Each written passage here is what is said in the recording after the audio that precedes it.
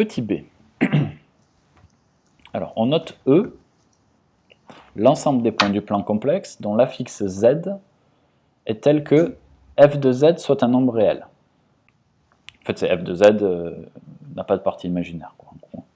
Enfin, la partie imaginaire de f de Z est nulle. C'est ça qu'on entend par cette phrase-là.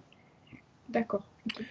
Et donc, on veut montrer que dans ce cas-là, donc il va falloir définir cette chose-là, et montrer que E, c'est la réunion de deux droites, D1 et D2, dont on précisera les équations.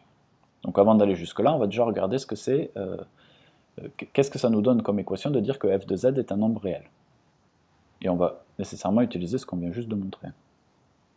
Donc on a dit f de z, c'était lui, hein, d'accord? Oui.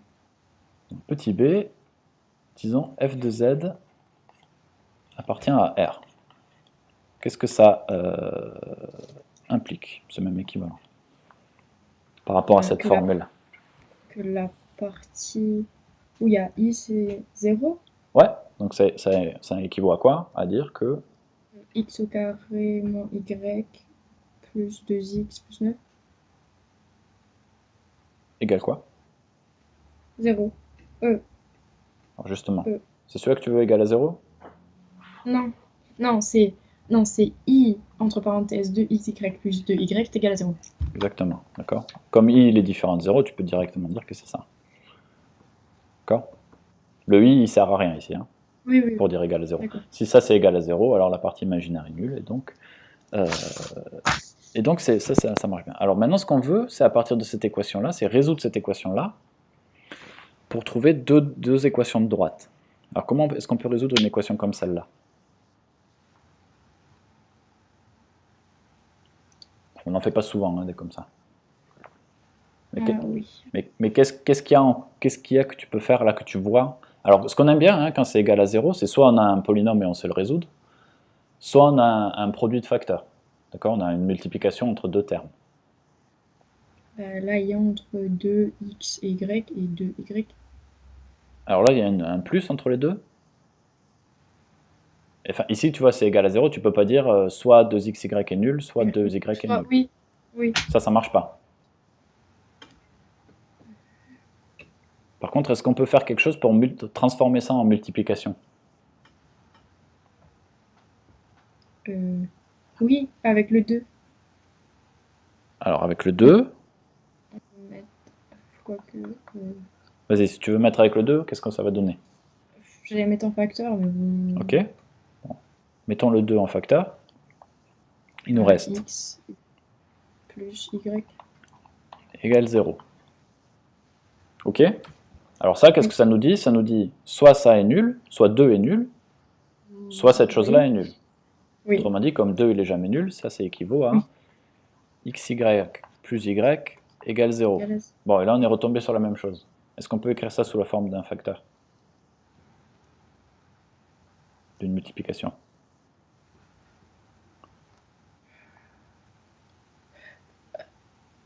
Si on utilisait complexe, oui, parce qu'on rajoute plus i quelque chose. Non. Alors là, t'as pas de, là t'es que dans les réels ici. Hein. X et y c'est des réels. Donc, qu'est-ce que tu as fait quand tu es passé là, de là à là? J'ai mis en facteur le 2. Ouais. Alors, là, je peux mettre en facteur le y. Exactement. Ok. Si on met y en facteur, ça va faire x plus 1. Exactement. Égale 0. Donc ça nous dit soit... x. Non, bien sûr, on a... Hop. Donc on a... alors on a trouvé y, x plus 1 égale 0. Donc soit... y égale 0, soit x plus 1 égale 0. Ouais. Soit x plus 1 égale 0. Autrement dit, x égale... Moins 1. Moins 1. Alors est-ce que ça c'est des équations de droite? Est-ce que ça et ça c'est bien des équations de droite? Alors, deux secondes, je fais le petit graphique, on va voir. Oui, mais c'est des droites, c'est des droites droites, c'est des droites constantes. Ah ouais? Mais ça c'est pas grave. Donc ça, y égale 0 ici, c'est quoi comme type de droite? Enfin, comment on la représente? Bah, c'est horizontal. Ouais, c'est Et horizontal et c'est y égale 0. Donc c'est la droite. bah, c'est la droite là. La... Celle-là, Voilà. c'est l'axe des Oui. abscisses. Voilà. Y égale 0, c'est l'axe des abscisses. Donc ça. Et moins 1, ça sera vertical. Et moins 1, ce sera vertical en effet, et ça passe Ben, par le centre oméga. exactement. C'est étonnant, merde.